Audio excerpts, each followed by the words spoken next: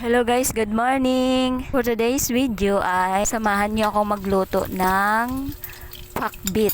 At Wow. dito guys ay kasalukuyan ko ng ginigisa ang sibuyas, bawang at nilagay ko na ang hipon or pasayan. Pero malapit na rin siyang maging sugpo. Kasi mas malaki na siya dun sa pasayan.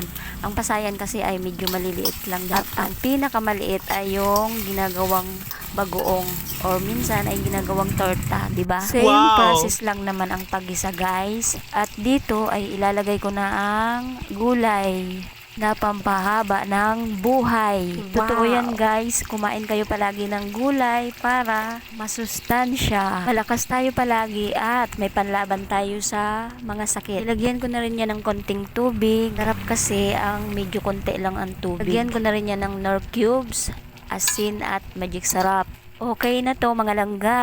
Tutuin lang natin ng konti ang gulay para hindi naman maragasak. Alam niyo naman ako, mas gusto ko ang overcook kasi hindi na kaya ng ipin ko. Charot! Ayan guys, okay na to. Luto na.